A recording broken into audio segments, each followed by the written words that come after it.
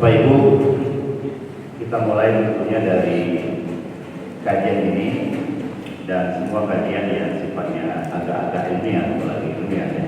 Jadi mulai dari definisi, dari pengertian.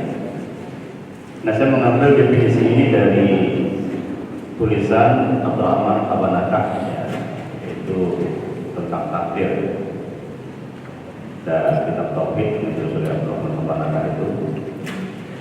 Jadi takdir ini kalau dalam pengertian yang beliau tuliskan, beliau memetik dari dua tokoh ilmu tauhid ya, atau tokoh akidah dalam mazhab Asy'ari, yaitu Abu Hasan Asy'ari dan Abu Mansur Al-Maturidi. Jadi kalau versi dari Abu Hasan Asy'ari itu, kalau kita bicara takdir itu kan ada qada ada qadar. Beriman kepada qada dan qadar, jadi walaupun di hadisnya tidak ada qada. Di hadisnya itu hanya qadar gitu kan.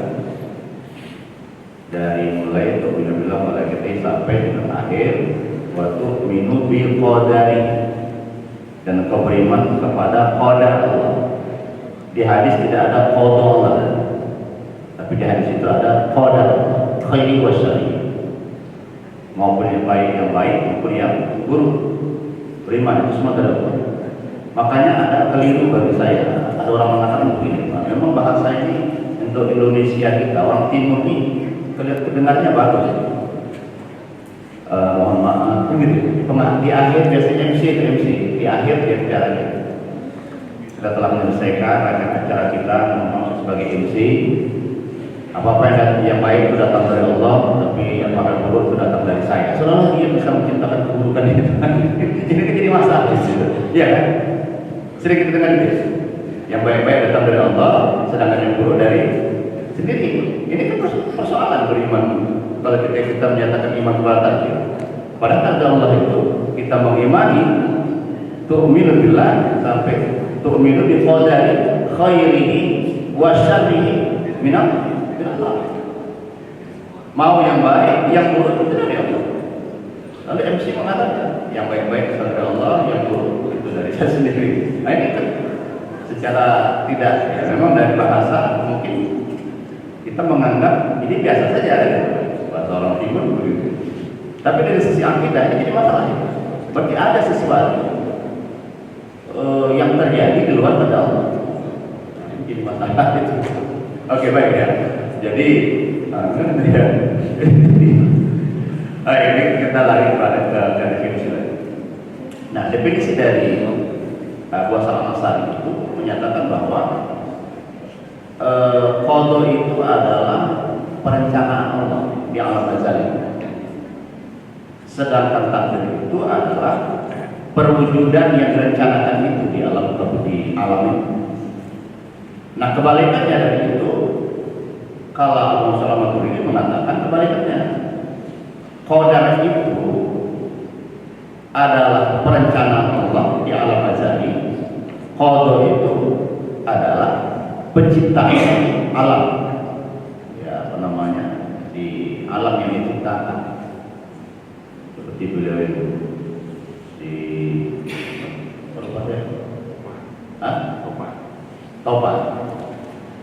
Taubat dalam kita pakai yang kita lebih cenderung menggunakan Abu Mansur Al-Maturidi. Kita pakai Abu Mansur Al-Maturidi. Dulu Allah menghadarkan taubat itu dan ketika lahir dalam kodonya ketetapan akhir, ya kan, gitu ya. Itu itu koda. Saya sering sampaikan ke kepala mahasiswa karena kebetulan sebagian kelas itu adalah kelas tarbiyah, kelas pendidikan. Kalau tarbiyah itu ada namanya perencanaan pembelajaran, RPP, yang ada RPP. Kita buat RPP dan ditulis RPP nanti strategi pembelajarannya begini, metodenya begini, alatnya begini. Dibawa ke kelas. Di RPP tertulis di situ pembelajaran dilaksanakan menggunakan alat teknologi digital, ada yang fokus, ada yang sampai kelas, jangan cari fokus, listrik pun ada di kelas itu. Berubah tidak rencana? Berubah. Kan gitu. Nah ini kira-kira qadar itu adalah perencanaan Allah. Nanti qadanya kalau sudah terjadi, itulah qadanya, terimalah itu. Ketetapan yang sudah diputuskan itu qada. Perencanaan itu qadar. Makanya Allah mengatakan yang saya sebutkan, yang saya bacakan tadi pada surat Al ayat 3 itu, kita hafal itu. Dari mulai biasanya hafalnya itu dari apa? Mayat takilah yang roja gitu. Nah, itu versi Udina yang pakai, yang kaya juga baca itu. Tapi tak kaya juga. Baca terus, tapi di kamar terus ya, nggak kaya lah. Ikhtiar, kalau baca itu harus ada ikhtiar. Ikut dari ayat itu adalah qad ja'alallahu likulli syai'in qadara. Ya, qadara. Jadi Allah telah menciptakan sesuatu itu ada qadarnya, ada ukurannya. Nah, ini kata Abu Mansur Al-Qurtubi, qadar itu adalah perencanaan, qada itu adalah ketika sudah diciptakan. Itu qadar. Baik, kita tinggalkan sekilas, saya tahu persis apakah ini bisa dipakai atau tidak, karena kadang-kadang dalam kondisi lapar pengaruh juga itu pengalaman. Ya mudah-mudahan lapar kita tidak mempengaruhi pemahaman kita atau kekuatan pemahaman kita. Bapak Ibu rahimahullah, ini dari sisi pengertian ya, waktu kita singkat. Nah, kalau dalilnya tadi sudah sampaikan ya, dalil yang pertama itu adalah bagaimana suatu hari datang malaikat Jibril mengajarkan iman kepada Rasul. 3 itu ya, mahwa iman, mahwa Islam, mahwa iman, mahwa ihsan. Maaf kembali, mahwa iman, mahwa Islam, mahwa ihsan, kan itu.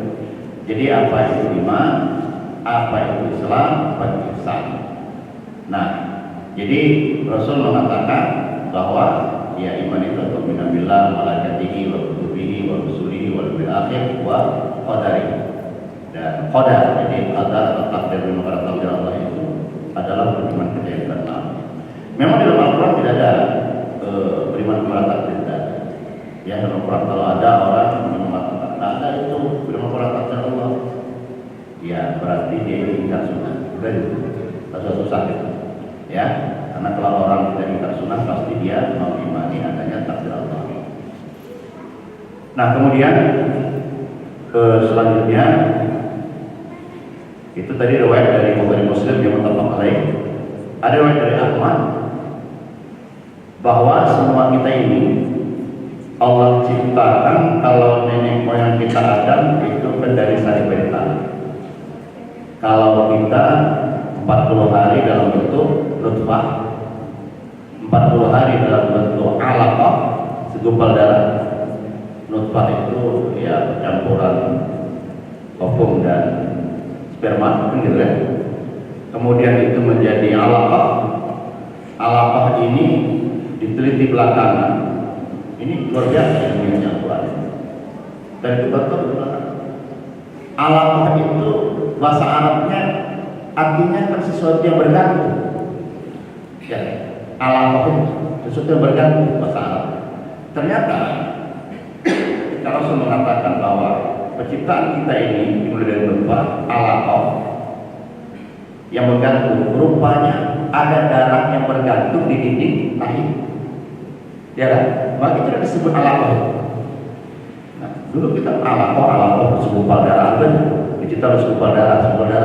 Rupanya alaqah itu adalah memang darah yang bergantung di dinding rahim. Dan itu terjadi memang betul secara ilmiah medis itu. Ya, nutfah alaqah mudghah baru menjadi segumpal daging. Nah, 40 hari ketiga ini 10 hari baru payung salu alaihi malam. Dikirim Allah malaikat peniup ruh, bukan dititipkan ruh. Payung tabu alaihi atau salam. Lalu dicatatkanlah kepada kita 4 takdir itu.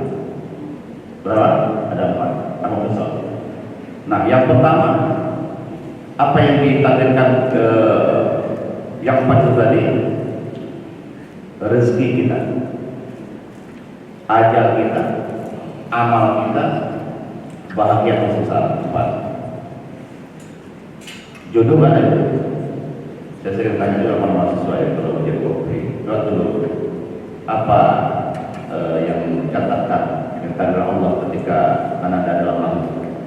Pertama Ustaz, langkah rezeki pertemuan maut. itu saja dia. Pertemuan langkah rezeki pertemuan maut, maksudnya jodoh. Jodoh nggak ada itu saya bilang. Ya, dicatat nggak ada jodoh. Kenapa? Jodoh itu rezeki. Masuk rezeki itu, anak itu rezeki, jodoh itu rezeki, ini gitu. Ini semangat betul ya. Yang pertama disebutkannya apa yang dituliskan takdirmu itu 4. Gitu. Pertama saja jodoh, nggak ada jodoh di situ. Nah, jodoh itu ada rezeki ya. Nah ini yang riwayat Ahmad ini ada 4 ya, rezeki kita, ajal kita, bahagia atau sengsaranya kita, baru apa yang satu lagi tadi, amal kita, ya itu sudah Allah tentukan.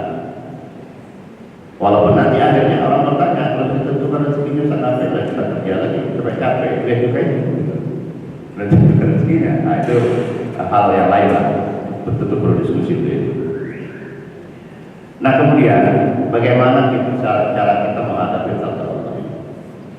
Karena takdir Allah kepada kita ini tidak semua baik. Kalau semua baik, ya saya kira tidak usah kita ceritakan.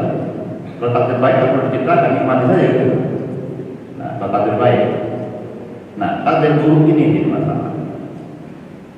Kalau takdir baik, ketika di takdir Allah kita punya keluarga sehat-sehat semua, cantik tampan semua, ya apa secara ekonomi mapan semua, saya kira tidak betul repot kita bicara takdir baik. Tapi kalau sudah ada takdir yang buruk kepada kita, jadi keberiman kita kan, baik wasari, baik-baik sudah aman. Nah syari yang buruk ini bagaimana? Yang menghadapinya, saya beberapa ada saya catatkan di sini sesuai dengan teks-teks syariat yang ada kita pahami ya.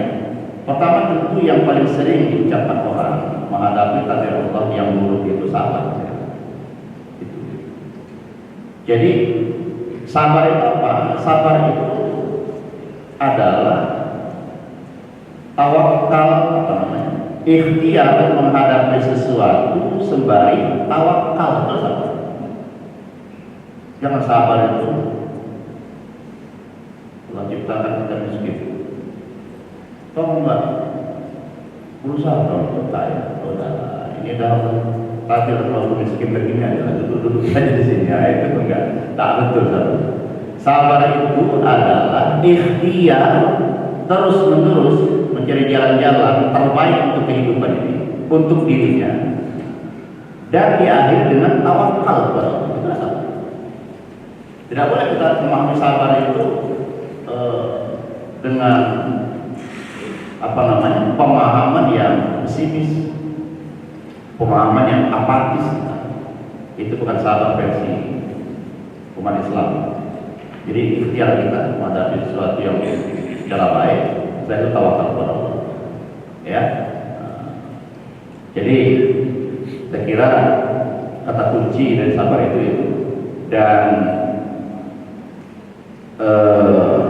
apa namanya, kalau kita lihat di dalam hadis, memang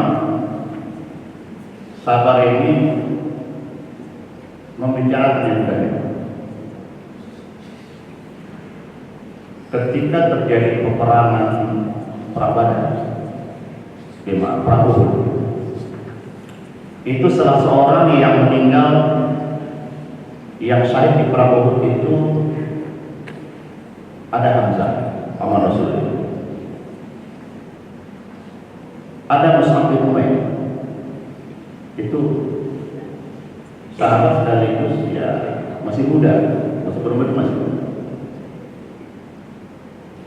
Dia ini adalah orang terkaya di Mekah, anak muda itu, orang tuanya. Tapi masuk Islam, kita tinggal semua harta, malah baju bertempel-tempel gitu. Nah ketika perang Uhud dia tewas. Ketika kembali pasukan Uhud ke Madinah, istri Mus'ab bin Umair bertanya, siapa saja yang wafat, yang syahid? Si fulan, si fulan, si fulan.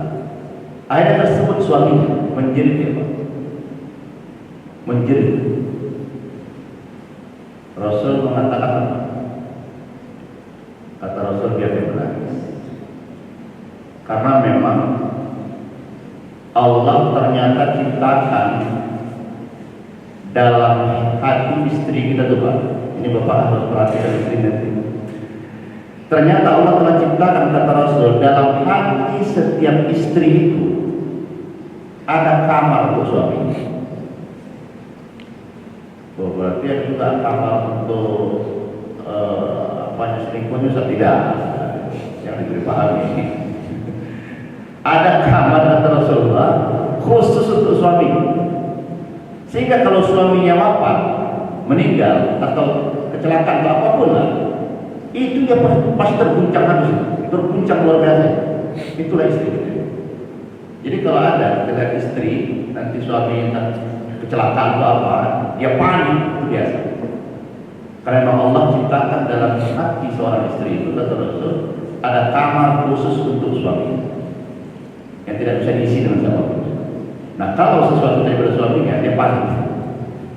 Nah, jadi ternyata Rasul membiarkan. Tapi ada juga Rasul marah, bukan marah ya, marah Rasul beda ya, kita yang marah. Kalau kita marah, kamu Rasul gitu. Suatu hari ada seorang perempuan juga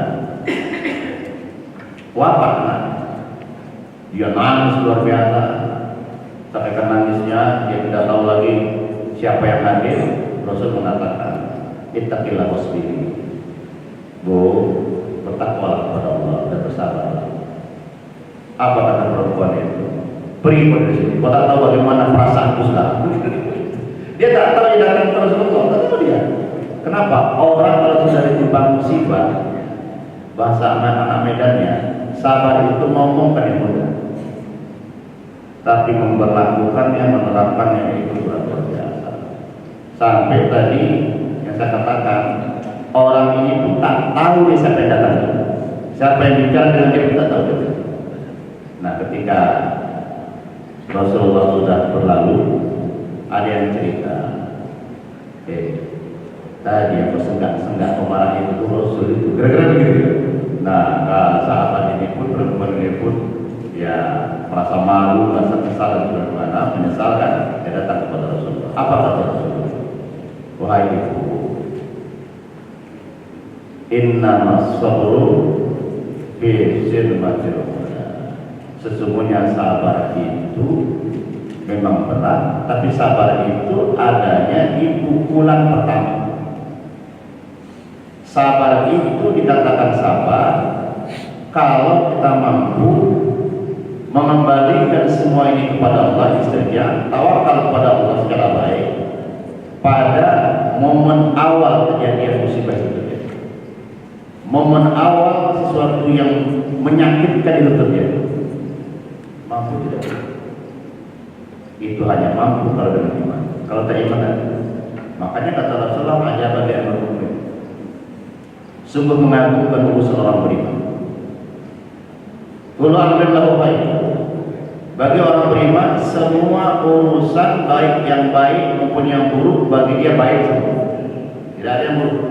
Yang buruk datang kepada yang baik, yang baik juga baik, apalagi yang baik. In asabati sabar, syakar. Kalau dia dapat kebaikan, dapat kelapangan, dapat rezeki, dia bersyukur kepada Allah. Dan itu baik bagi dia. Wa in asabat dharra sabar. Dan kalau dia ditimpa keburukan, dia sabar. Ikhtiar, ingatlah orang itu tawakal kepada Allah.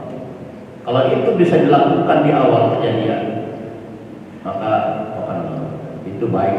Jadi tidak ada oleh sekali kata Rasulullah lil mu'min, dan itu tidak akan terjadi yang seperti itu kecuali orang beriman. Kalau tidak karena iman, ada keyakinan kita kepada takdir Allah, Bapak Ibu, tidak mungkin kita mampu untuk bersabar di awal musibah kesulitan berlipat. Maka yang muncul apa? Sifat asli bawaan manusia yang muncul. Apa sifat asli kita itu? Innal insana khuliqa halu'an. Kan itu kan sifat aslinya. Sesungguhnya manusia itu diciptakan bersifat halu'an. Idza masas syarru jazua. Kalau dapat musibah, keluh kesahnya panjang juga. Macam dialah yang paling berat muka bumi. Wah, dapat selesai khairu mana? Tapi kalau dapat rezeki, dapat kelapangan, mana? Boleh diselamat. Nah, itu sifat dasar kita itu. Jadi kalau orang baik, ya tak usah pala kecewa kali kita, tak apa-apa. Emang sifat dasar manusia itu. Inna insana khuliqa halu'an. Sifat dasar insan itu. Nah, jadi tapi bagi yang beriman, insan beriman ini dia akan istiqomah kembali kepada Allah. Dan kalau dia mampu bersabar seperti itu, dia sudah sukses naik dari level insan dia, insan yang biasa, yang halu'an. Dan ini sekali lagi mencakapkannya mudah jadi. Ustaz kira-kira apa terjadi? Allah alam juga. Tapi makanya perlu kita saling menasihati. Apa terjadi kepada saya mungkin tahu pada saya tidak. Baru Ustaz bilang gini-gini, oh iya. Sama-sama. Nah, saya menasihati. Udah, yang pertama ya. Baru sangka baik kepada Allah itu. Pertama kita menyikapi takdir buruk itu sabar, yang kedua sangka baik kepada Allah. Dalam sebuah diskusi jelas Allah katakan ya, berfirman-Kan ana inda dhanni 'abdi bi. Aku terserah bersangka hamba. Kalau hamba menyangka aku ini adalah yang maha baik, ya kebaikan akan didapatkan. Tapi kalau hamba menyangka aku diburuh, mencelakakan, segala macam, ya itu juga akan didapatkan. Jadi ana inda dhanni 'abdi bi wa ana ma'ahu idza dzakara. Dan aku berserta hamba-Ku itu ketika dia ingat kepada aku.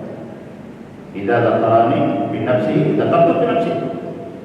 Kalau dia ingat padaku dalam dirinya, aku pun ingat kepadanya dalam hati. Idza dzakarani, apabila dia mengingat aku bima lain dalam suatu tempat ya yang banyak orang di situ, zakat kepada Allah, dan aku pun akan ingat kepadanya di kalangan yang makhluk yang lebih baik dari mereka. Jika taqarraba ilayya bisibrin taqarrabtu ilayhi ta'ala. Kalau dia mendekat kepadaku sejengkal, aku datang kepadanya setengah. Kalau dia setengah, aku sedepan. Kalau dia datang berjalan, aku berlari. Menjemput kita, tapi dengan sangka baik. Kita ini kan susah ya. Kalau sudah ada musibah, apalagi terus menerus, hari ini utang yang ditagih tak bayar, tak mampu bayarnya. Datang pula anak bawa musibah lagi. Besok ada lagi yang lain lagi. Berturut-turut ini kadang-kadang muncul. Jangan-jangan tak dilihat Tuhan lagi. Sangka buruk itu bisa jadi muncul, ya bisa jadi manusia namanya. Tapi ketika itu muncul, apa yang kita lakukan? Istighfar. Baik, istighfar sangka baik. Istighfar sangka baik. Mohon maaf Bapak Ibu. Ini wajah-wajah yang saya hadapi ini kan wajah yang apa namanya? Yang sudah ditempa betul ini. Ini tetap musibah. Ini wajah-wajah yang musibah ini. Ya, asal masuk sebagai apa? Ustaz di sini apa tak musibah? Saya duduk di sini, landai saja hidup ini. Tidak. Kita ini wajah-wajah yang musibah karena kita berhasil insyaallah menaikkan Kita berhasil itu sangka baik. Kita jalani musibah ini sangka baik kepada Allah, kita lalui, kita berharap kepada Allah. Maka jadilah kita seperti ini, alhamdulillah. Dalam posisi yang baik kita. Tapi kalau sangka buruk terus kepada Allah, apalagi dan setelah sangka buruk kepada Allah nyalahin orang lain, ini tak pernah sukses nih, yakin sudah sangka buruk kepada Allah, ada masalah nyalahin orang lain, orang tidak berdewasa ini. Ini orang seperti ini jadi pimpinan nggak sukses lah.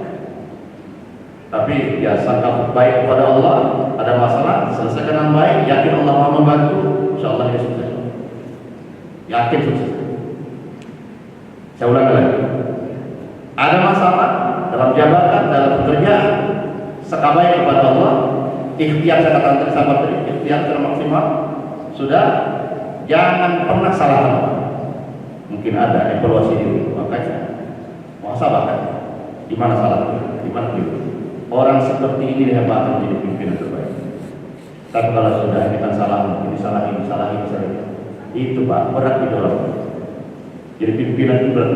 Kalau sudah nyalahin orang terus dalam musibah, dalam keburukan, nyalahin orang, nyalahin Tuhan. Goodbye kesuksesan. Mohon maaf. Goodbye kesuksesan. Dah, kata baik ya. Terakhir. Oh, ada dua lagi berubah. Ridho. Nah, ya, ridho ta'ala Allah dari sangka baik, sabar, sangka baik, kemudian ridho kita. Jadi ma'asabar musibatin ila bi'idznillah. Wa may yu'minillah yahdi qalbah wa huwa bikulli syai'in alim. At-Taubun 11 ya. Jadi ridho ini begini. Ya, bahwa kalau kita punya orang tua, kita pasti punya emak, punya orang tua kita. Orang tua kita ketika kita sakit, dulu waktu kecil ya, dikasihnya obat sakit perut, pahit itu sama bilang, pahit sekali. Ya. Tapi apakah orang tua kita itu membelikan pil pahit itu karena tak senang dengan kita, mau menyiksa kita, mau menyakiti kita? Tidak, karena sayangnya lagi dikasihnya obat pahit supaya segera sembuh. Kalau perlu dosisnya itu dinaikkan lagi supaya cepat sembuh. Kadang-kadang Pak itu kita pun begitu, dikasih dosis oleh Tuhan. Dosisnya agak tinggi. Mengapa? Ini hamba mau dinaikkan pada martabat yang lebih baik. Tidak bisa ini dikasih pil biasa ini. Ini harus dosisnya agak sedikit naik nih. Pahit, ya pahit itu. Tapi kalau umat kita saja sayang kepada kita seperti itu, dikasih seperti itu, apalagi Allah. Makanya kalau Allah Inna Allaha idza ahabba 'abdan, hadis. Sesungguhnya kalau Allah mencintai seorang hamba, ibtalahu, dia pasti menguji hamba, pasti. Jadi jangan pernah kita merasa iri ada orang yang hidupnya lancar terus, tak pernah mendapat ujian, nyaman terus kita lihat, lalu kita ini jangan-jangan Allah sudah tak lagi bersama. Ta'ala. Inna Allah idza ahabba 'abdan ibtalahu. Sesungguhnya Allah kalau dia menyayangi mencintai seorang hamba pasti diuji hamba itu pasti. Mungkin ujiannya tadi dosisnya pahitnya agak lebih sedikit. Ya, itu kita terima itu. Insyaallah setelah itu akan ada sesuatu yang luar biasa buat diri kita. Rasulullah itu mendapat makom salah satu dari ulul azmi itu tidak mudah. Fasbir kama sabara ulul azmi minar rusul. Bersabarlah kamu sebagaimana sabarnya ulul azmi yang 5 orang itu di antara Rasul 124.000 nabi dan rasul. Dari mana angka itu kita dapat? Dari jawaban Rasulullah terhadap pertanyaan Abu Umamah Al-Bahili. Ditanya Rasulullah, ya Rasul, berapa jumlah nabi? 104.000. Di atas 104.000, 315 diantaranya adalah Rasul. Nah, yang lulus ulul azmi cuma 5. Ya kan? Itu paling tidak dikatakan oleh Mujahid dalam tafsir Mujahid. Siapa itu? Nuh, Ibrahim, Musa, Isa, Rasul. Ujiannya berat sekali. Ujian Ibrahim, ada berapa ujian Ibrahim dibakar? Ini bakar, luar biasa. Isa dikeroyok, walaupun akhirnya Allah angkat, dikeroyok umatnya. Nah, jadi harus dihitung tetap Allah, yakinlah bahwa Allah menguji kita itu, Allah SWT menghendaki kebaikan untuk kita dari ujian yang Allah berikan. Dan contohnya tadi seperti ibu kita memberikan pil baik kepada kita, tidak lain yang diinginkan adalah kebaikan untuk kita. Baik, terakhir bagaimana apakah hal ini bisa dirubah atau tidak? Ya, takdir kita itu bisa dirubah. Yang tadi 4 tadi. Ketika kita dalam rahim kan ada rezeki kita, ada ajal kita, ada amal kita, ada bagian usaha kita. Bisa dirubah tidak? Kira-kira ya. Nah, Rasul mengatakan la yuradul qada illa bi doa. Takdir tidak bisa dirubah kecuali dengan doa kepada Allah.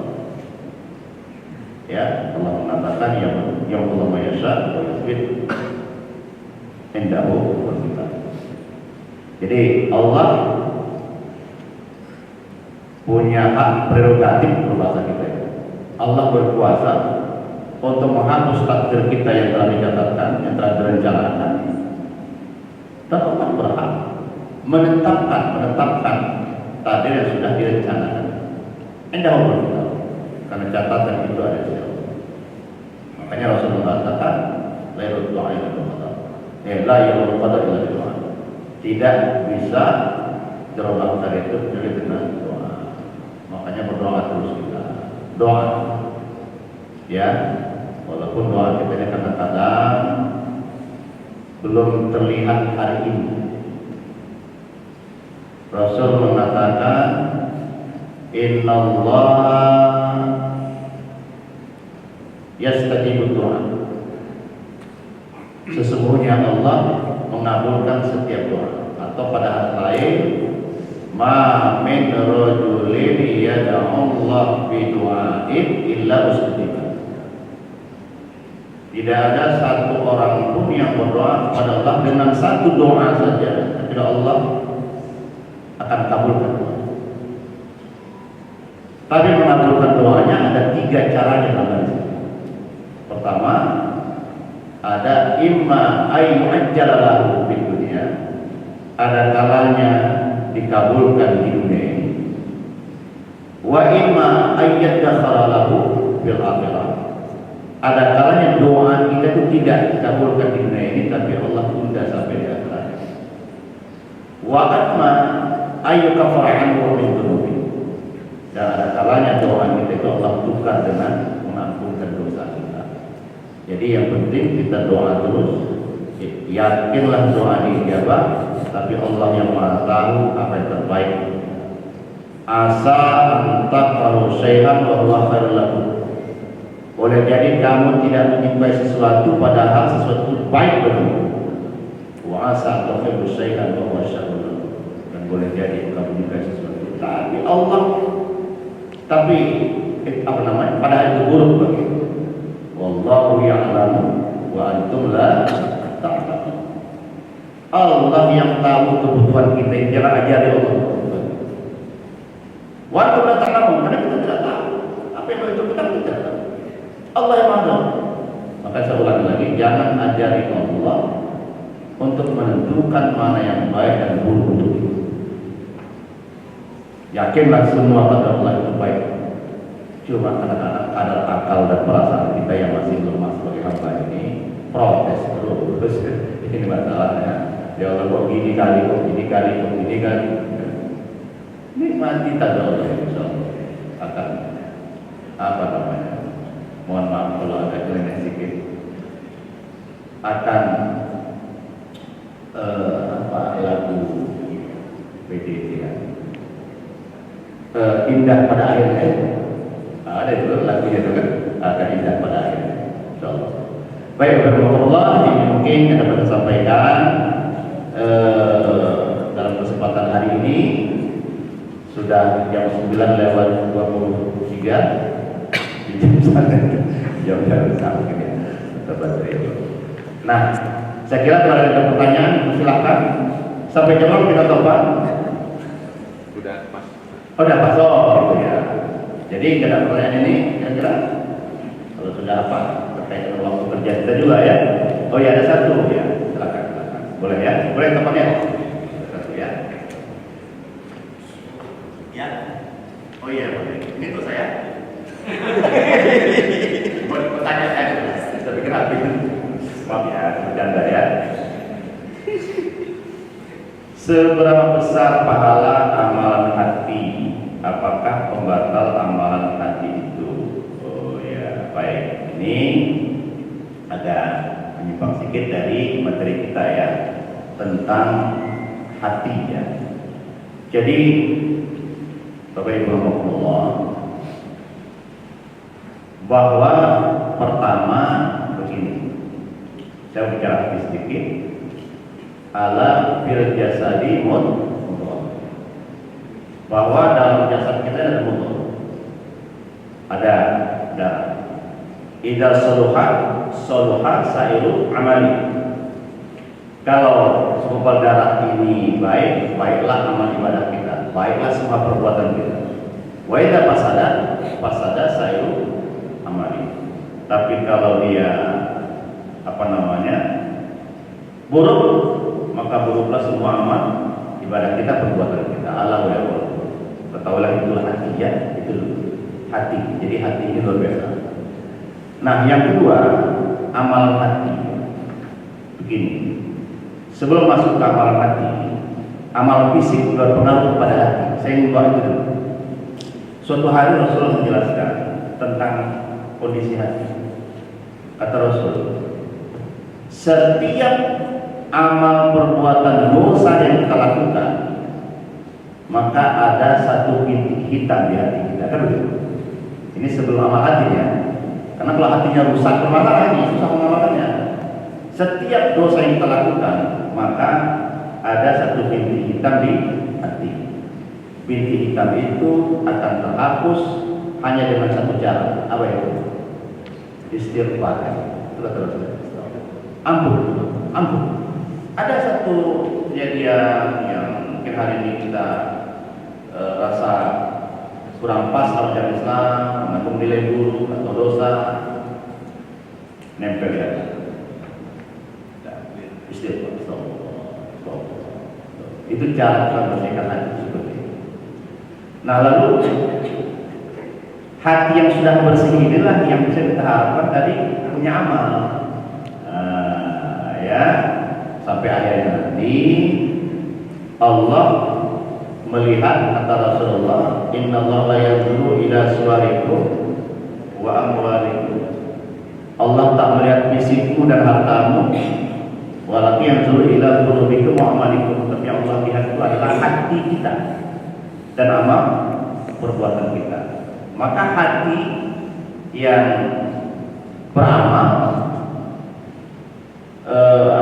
hati yang mengendalikan amal ini yang menjadi sentra yang Allah perhatikan untuk mengendalikan fisik kita.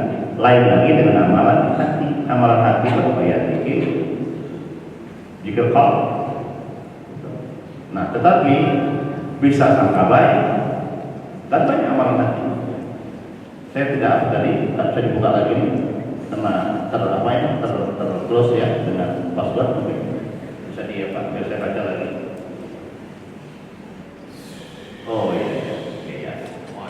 Nah, seberapa besar pahala amalan hati itu? Amalan hati yang pertama apa?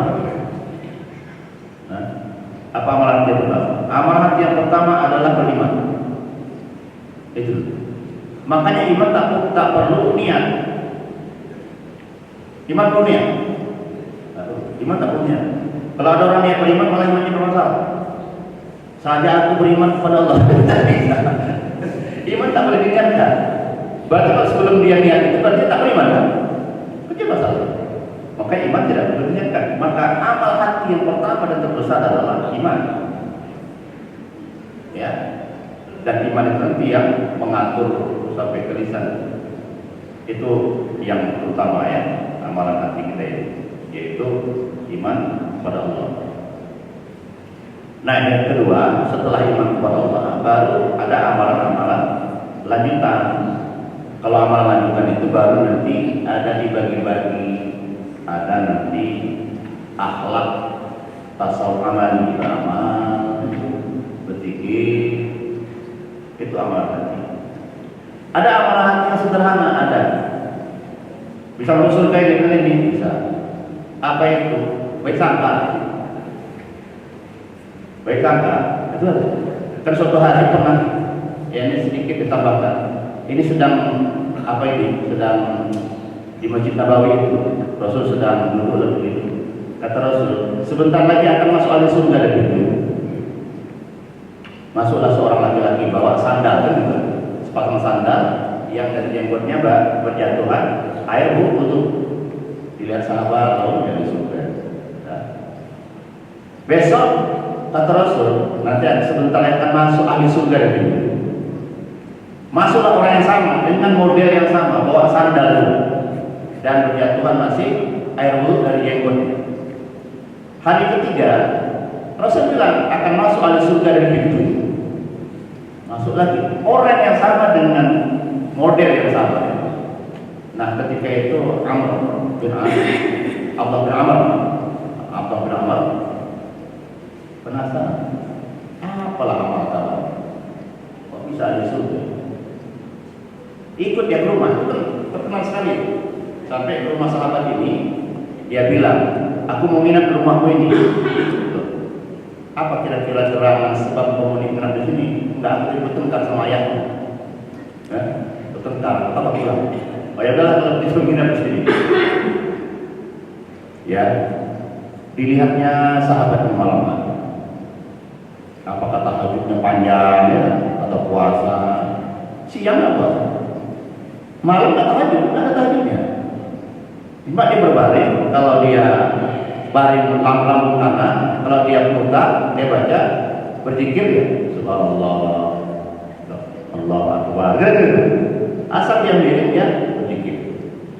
Sampai hari ketiga, Abdullah bin Amr ini merasa, mohon maaf, sedikit meremehkan sahabat itu.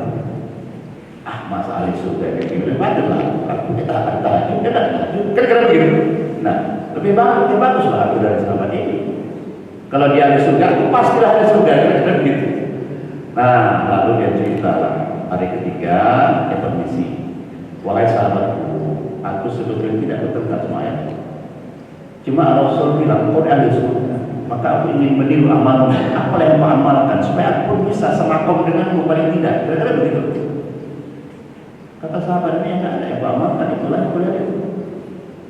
Kalau gitu, kalau bahasa kita tadi, lipatin lah, lagi kira-kira begitu. Lalu akan berangkatlah, keluarlah apa? Ya, keluar dia. Sebelum dia sampai keluar, dipanggil lagi oleh sahabat. Ya, aku tak ada amal kepikiran berat, itu amal. Hanya saja kata orang ini, la ajidu ghassan bin nafsi. Hanya saja aku tak pernah muncul di hatiku ini rasa iri terhadap nikmat yang Allah berikan kepada orang lain. Malah aku bersyukur, alhamdulillah ya Allah, kau berikan tetangga rezeki sehingga boleh tak minta dia. Ya Allah, kau berikan tetanggaku sebelah kanan sana ada beli mobil baru. Mudah-mudahan sekali nanti kalau aku butuh bisa minjam. Iya, itu saja yang diamalkan sahabat ini. Masuk surga dia. Mau mana tadi? Ada satu itu aja. Tidak pernah iri kepada nikmat atau berikan kepada orang lain. Alhamdulillah. Ya, saya jujur Pak. Ya, Kita tidak sok-sokan. Saya bilang sama istri kita jujur Pak, ketika melihat roda ekonomi kurang berjalan, hati saya sedih. Dia begitu kemarin ada informasi teater mau tutup Pak. Lalu kemarin malam itu saya ada misi di masjid rakyatnya sepakat. Itu kan harus ditutup. Saya dari Beraya harus ditutup. Ramai Pak, ramai. Hati saya mengatakan alhamdulillah ya Allah, berjalan dengan baik ekonomi kota Medan ini, berjualan mereka dengan baik Pak. Kita bersyukur Pak, Ya. Dan ini wajib di hati kita ada itu. Kita harus bersyukur ketika orang di sekitar kita ini mendapat nikmat. Paling tidak syukur kita itu apa? Tak membahayakan kita. Karena kalau pak semua hartanya, nikmatnya, kita juga inten-intennya kapan kawan kosong rumahnya. mohon maaf ya. Tapi yang pesan kepada kita adalah mari kita sangka baik dan itu. Kalau ada sahabat masuk surga dengan itu, kenapa kita yang mencontoh itu tidak bisa? Kan yang penting mampu tidak kita mencontoh amalan hati dan ya yang mencontoh sahabat masuk surga gara-gara tidak ada rasa iri di hati terhadap yang memberikan kepada orang-orang di sekitar kita. Baik, saya kira itu kalau amal hati yang lain nanti ya zikirnya lama kali ya kan, itu kan zikir segala macam bisa masuk tarikat ya kan. Nah kita bagi kita ini yang saja saya kira amalkan contohkan Rasulullah, sahabat-sahabat Rasul ya sudah. Itu pun sudah banyak Bapak Ibu. Itu sudah banyak yang dicontohkan Rasul, contohkan sahabatnya kita tiru itu pun sudah banyak. Mau cari lagi kebuatan, tak usah lagi lah, itu aja saya amalkan sendiri. Baik, warahmatullahi inilah saya kira yang disampaikan. Jadi ini jadi itu saya. Yang sampaikan kesempatan siang hari ini. Saya ucapkan terima kasih banyak kepada kawan-kawan di Bea Cukai. Saya mendoakan ya, mudah-mudahan kita sehat, senantiasa keluarga kita Allah peliharakan dan Allah terima segala amal ibadah kita, khusus ibadah Allah kita ini. Insyaallah panjang umur kita masing-masing, tahun depan ketemu kembali kalau diundang tahun lagi. Baik, saya kira demikian. Ini tutup doa atau doa ya? Baik, kita tutup doa. Bismillahirrahmanirrahim. Alhamdulillah wassalatu wassalamu ala sayyidina Muhammadin wa ala alihi wa sahbihi ajma'in. Allahumma alimna wa dhurrina wa nafa'na wa 'allamna bi rahmatika ya rabbal alamin. Allahumma alif baina qulubina wa aslih dhata bainana wa ahdina subul salam. Allahumma ja'al ya Allah jama'ana hadha jam'a marhuman wa tafarraqna ba'da ya Allah tafarraqa ma'suma. Allahumma a'inna 'ala dhikrika wa syukrika wa husni ibadatik. Tabarra'na dzunubana wal walidayna warhamhuma kama rabbayana shighara. Wa li jami'il muslimina wal muslimat wal mu'minina wal mu'minat. Rabbana atina fid dunya hasanah wa fil akhirati hasanah wa qina adzabannar. Wa sallallahu alaihi wa sallam ala Muhammad